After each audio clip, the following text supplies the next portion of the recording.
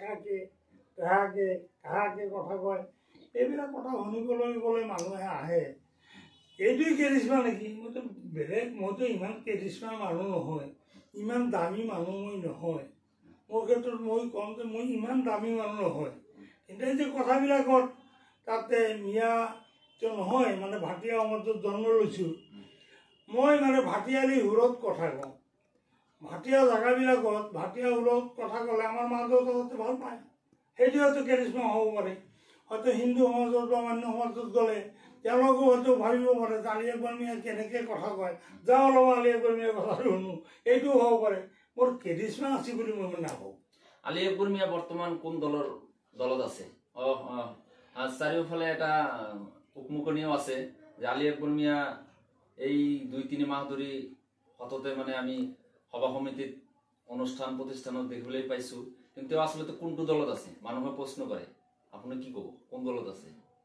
সঁচা কথা ক'ব গ'লে মই কোনো দলতে নাই। মই যোৱা নিৰ্বাচনত ৰাইজৰ দলৰ পৰা ইলেকশ্যন খেলিছিলোঁ। আজিও মই সঁচা কথা ক'ব গ'লে ৰাইজৰ দলৰ পৰা মই পদত্যাগ কৰা নাই। তেওঁলোকে বহুত সময় মাতে, মই গা বচাই নাযাওঁ, কাৰণ ৰাইজৰ দলৰ বিৰুদ্ধে মোৰ এটা ক্ষোভ আছে।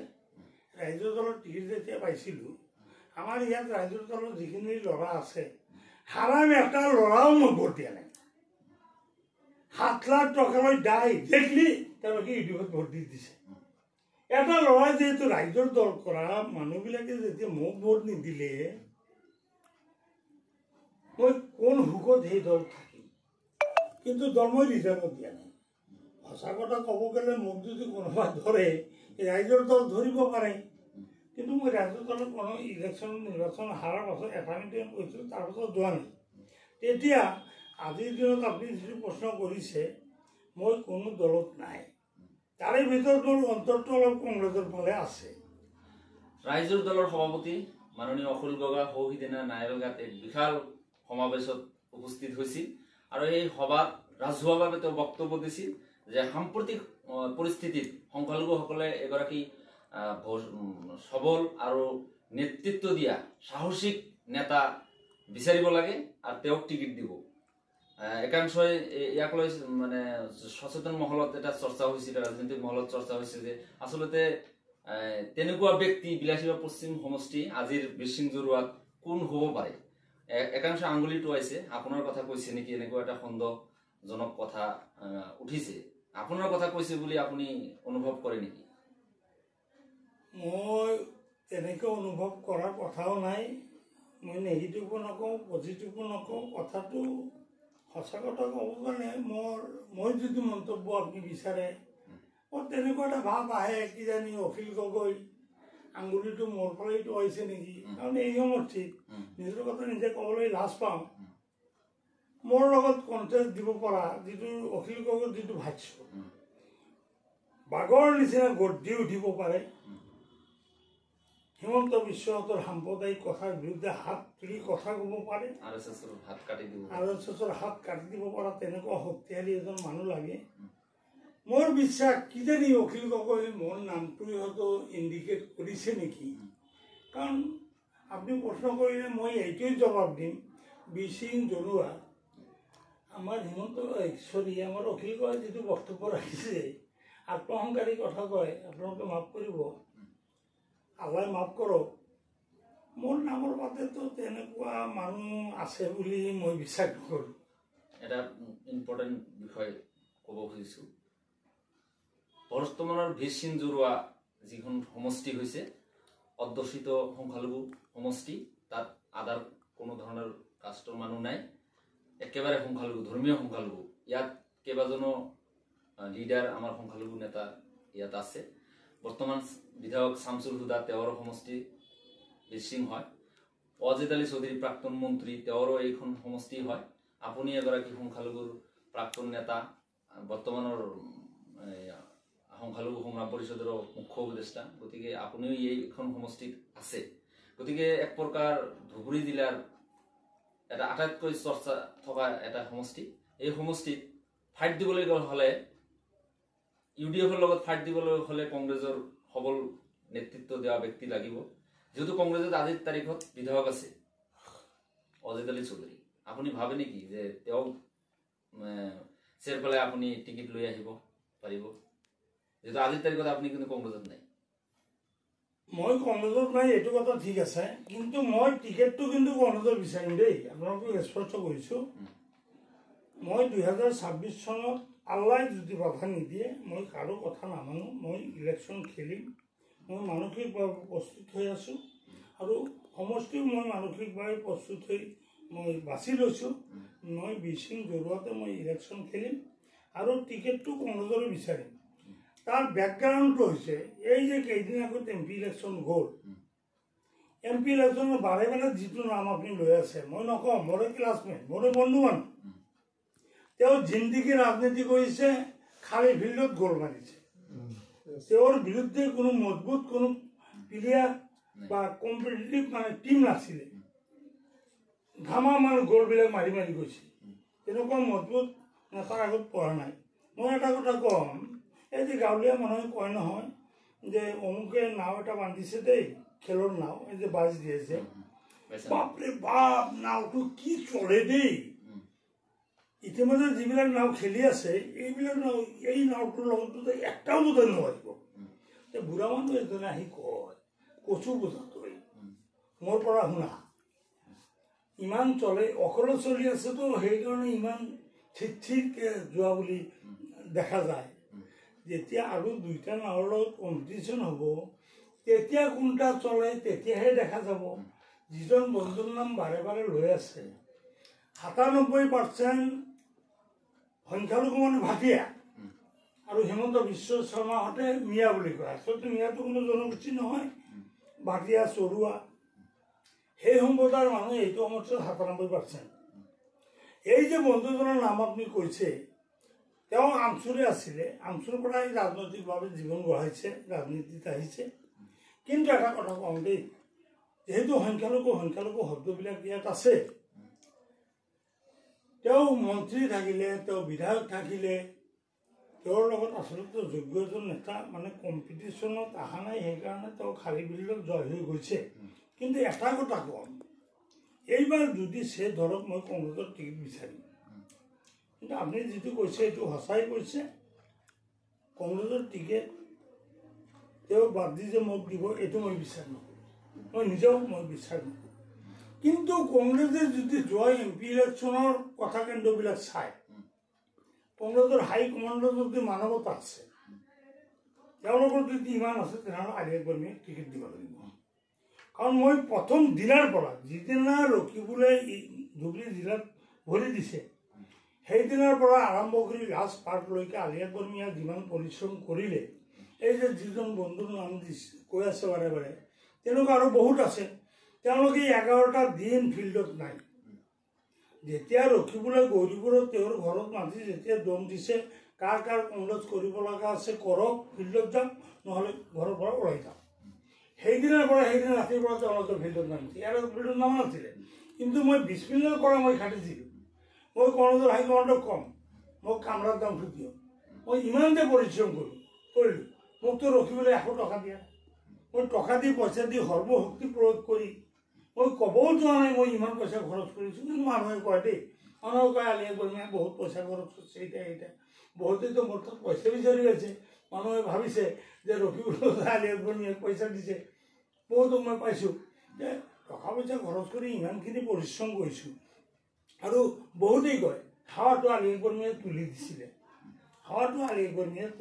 তাৰপাছত তেওঁলোকে ফিল্ডত গৈছে এইটোকেই একচেপ্ট কৰি মই কংগ্ৰেছৰ হাইকমাণ্ডৰ ওচৰত মই দাবী কৰিম যে মোক টিকেটটো দিয়ক তাৰপাছত যদি কিবা কাৰণত মই ফেইল মাৰোঁ মই টিকেট নাপাওঁ ইমান ইজি নহয় বিচিং জৰুৱা কংগ্ৰেছে মোক বাদ দি বেলেগক টিকেট দিব গ'লে ইমান সহজে মই এৰি নিদিম মই কৈছোঁ নিৰ্বাচন মই খেলিম বিচিং জৰুৱা যিখন সমষ্টি এই সমষ্টিত ইতিমধ্যে দক্ষিণ শালমাৰা আৰু পূব বিলাসীপাৰাৰ কেইবাখনো জিপি আমাৰ পশ্চিম বিলাসীপাৰা আজি নাই বিচিং অন্তৰ্ভুক্ত হৈছে পূব বিলাসীপাৰাৰ যিখিনি পঞ্চায়ত আমাৰ এই সমষ্টিত অন্তৰ্ভুক্ত হৈছে সেইখিনি পঞ্চায়তত আপোনাৰ নামত যথেষ্ট চৰ্চা আছে দক্ষিণ শালমাৰাৰ যিখিনি আহিছে তাতো যথেষ্ট চৰ্চা হৈছে কেৱল নাইৰেল গাঁও উন্নয়ন খণ্ডত আপোনাক লৈ ব্যতিক্ৰম চৰ্চা, কিন্তু অজেদ আলী চৌধুৰীকে আমি সততে নাইলগাত বাহৰ পতাত দেখিবলৈ পাইছোঁ।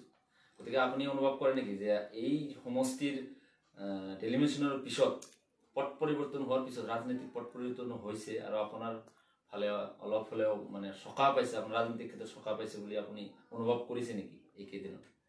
কি অনুভৱ কৰিছে? মানে কথা হৈছে বাৰে বাৰে যিজন বন্ধুৰ নাম আপোনালোকে লৈছে, তেওঁ সমষ্টিৰ বিধায়ক হয়, তেওঁ আছে। তেওঁ মই আহ্বান জনাম, মইতো প্ৰথমে কৈছোঁ মই কংগ্ৰেছৰ টিকেট বিচাৰিম, হাইকমাণ্ডক দৰকাৰ পৰিলে মই ভৰিত ধৰিম, কনভিন্স কৰিবলৈ যি পন্থা ল'ব লাগে মই চেষ্টা কৰিম। তাৰ পাছত যদি মই নোৱাৰোঁ, সেইজন বন্ধুক যদি টিকেট দিয়ে, মই বাৰে বাৰে কৈ আছোঁ ইমান ইজি নহয়।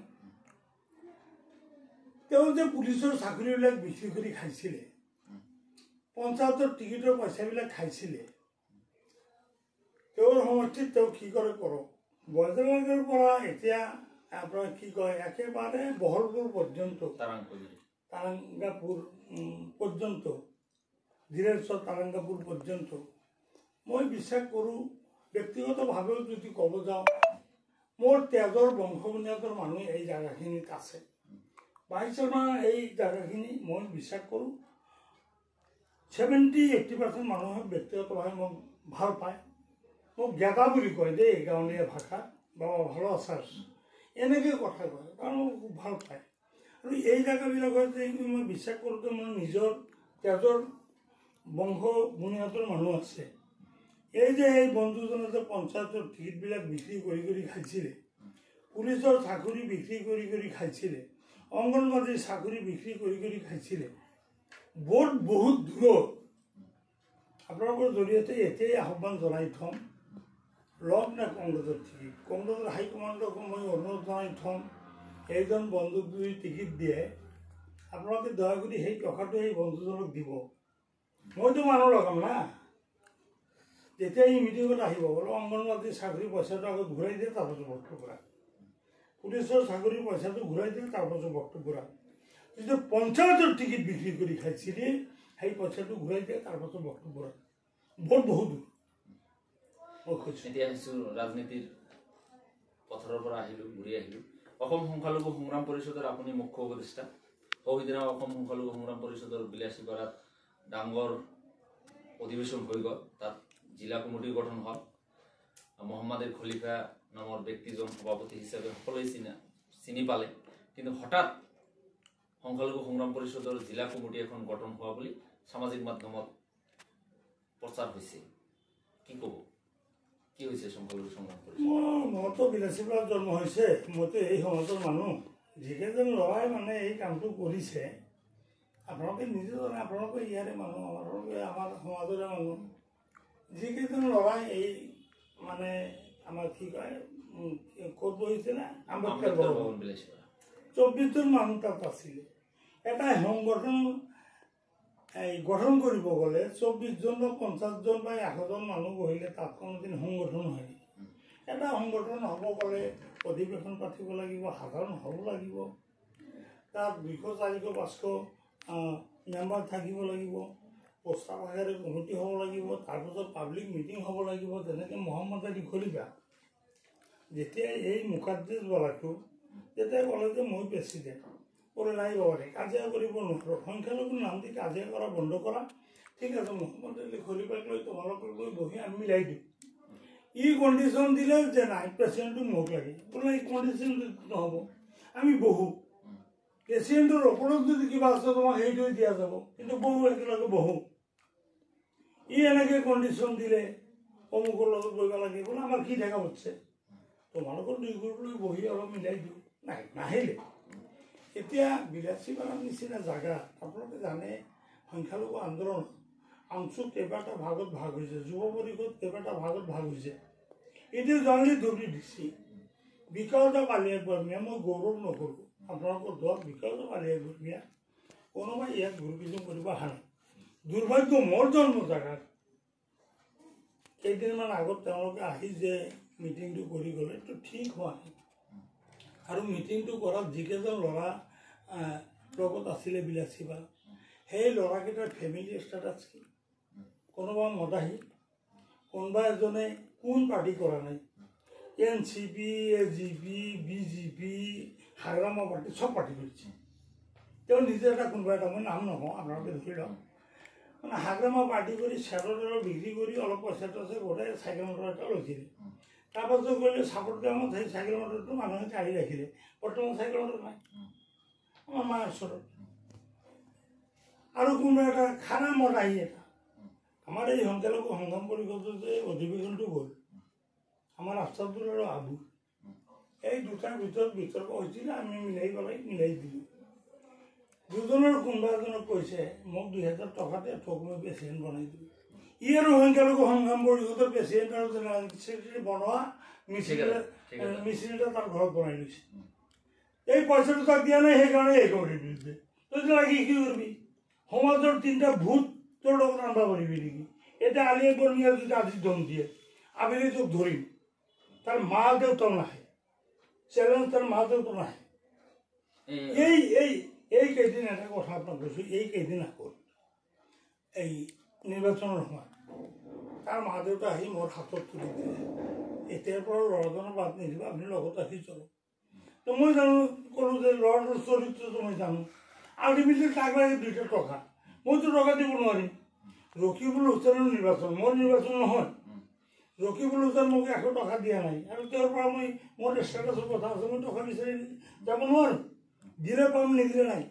যিমানখিনি পাৰোঁ নিজৰ টকা পইচা দি কৰিছোঁ মই, তো মই পইচা দিব নোৱাৰিম। তাতেও 2-4 দিন 500-1000 টকাকৈ কেইবাদিনো দিলোঁ। মোটামুটি ইলেকশ্যনৰ সময়টো আছে, তাৰপাছত নাই। এতিয়া ই কোন দলত আছে নাজানো, আলাদা। সেই মতাকেইটা তাক এটা দোকান লাগে, বিভিন্ন সময়ত তাক এটা চান্দা তোলাৰ দোকান লাগে। এতিয়া আমচুও নলয়, কোনো পলিটিকেল পাৰ্টিও নলয়। এই সংখ্যালঘু সংগ্ৰাম সমিতিক ধৰিছিলে, মোক অলপ 2000 টকা দে, 200 টকা পোৱা নাই। এইটো এটা দোকান খুলিবলৈ চেষ্টা কৰি আছে। আপোনালোকৰ আগত মই এইটোৱেই ক'ম, এইকেইটা ল'ৰাকতো মই দুমকি নিদিওঁ, আমাৰ জেগাৰ ল'ৰা, আমাৰে ভাই ভতিজা। কিন্তু মোবাচ্ছেৰ আৰু মোকাদ্দেছত মই ক'ম, তোমালোকৰ ক্ষমতা থাকিলে দুনাই আৰু এটা দিন বিলাসীবাৰত আহা, কিন্তু দিন দুপৰত আহিব লাগিব দেই। দিন দুপৰত আহিব লাগিব, তোমালোকৰ গছৰ লগত বান্ধি পিৰিম। সংখ্যালঘু ৰাজনীতিত 2 নম্বৰী নচলিব। তোমাৰ যদি প্ৰেচিডেণ্ট হ'ব লাগে, অপেন মিটিং দিয়া। যেনেকৈ আমি আমি মহম্মদ আলী খলিফাক যিটো বনাইছোঁ, ৰীতিমতে কনফাৰেঞ্চ হৈছে। মই আমাৰ মুন চৌধুৰী, আমাৰ নাজিৰ হুছেইন, এনেকৈ আমি ছিনিয়ৰ মানুহবিলাক আছোঁ। 5জন MLA তাত আছে সেই মিটিঙত। 10-12 হাজাৰ মানুহ হৈছে।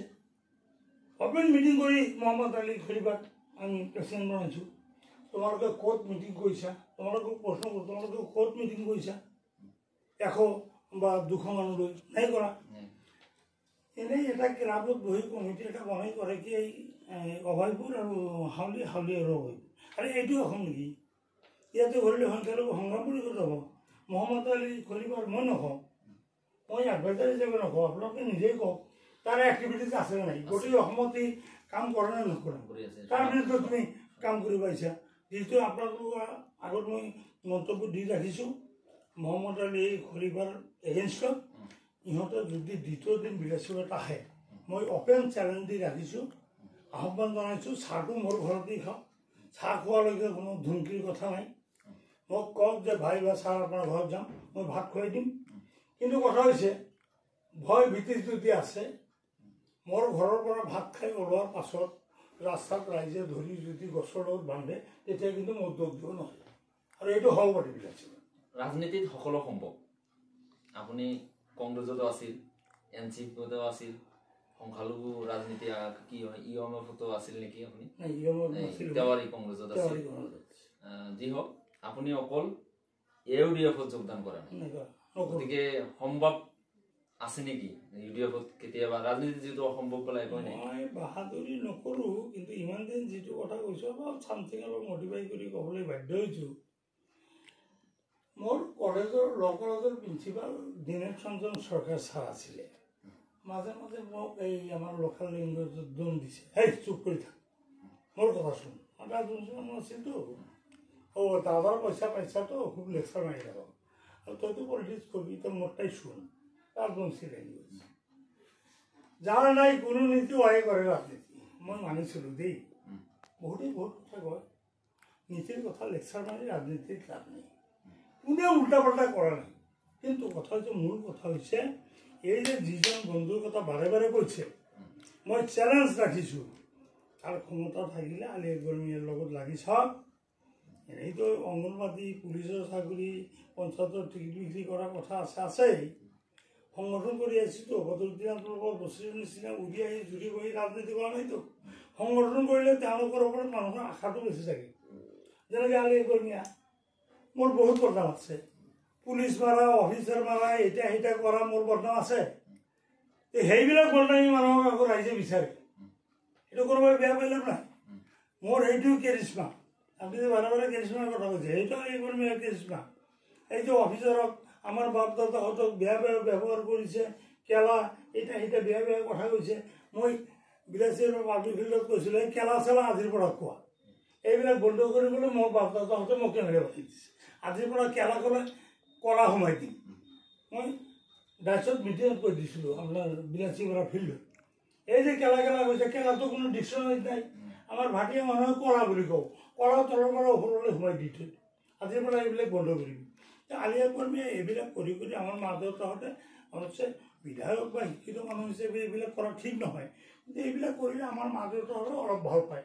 এই যে যিজন বন্ধুৰ নাম বাৰে বাৰে কৈছিলে, ই মোৰ লগত লাগি চাওক, ফিল্ডত নামক, কম্পিটিশ্যনত আহক, মোৰ ল'ৰাবিলাকক দি প্ৰশ্ন কৰিম। এই MLA মন্ত্ৰী হ'লে মাজে মাজে অপকেন্দ্ৰ 2-4টা নকৰিলে নহয়। মানুহৰ প্ৰয়োজনত, মানুহৰ স্বাৰ্থত, সমাজৰ স্বাৰ্থত SP, DC, circle officer, OC, অমুক তমুক এইবিলাকত মাজে মাজে অলপ দাবী ধমকি দিব লাগে। 2টা ধমকি দিলে তাতে ৰাইজৰ কামত আহে। তাক প্ৰশ্ন কৰিম, তোৰ জীৱনত কোনোদিন SP, DC বা চাৰ্কেল অফিচাৰ বা OC বা কাৰোবাক কোনোদিন ধমকি দি পাইছোঁ নেকি? খালি কোৱা যে পাইছোঁ, তেনেহ'লে মই ভুল দেখিলোঁ তাৰ বিৰুদ্ধে। আমাৰ কোৱেশ্যন আছিলোঁ যে যিহেতু আপোনাক ভাল পায় বহুত মানুহ আছে।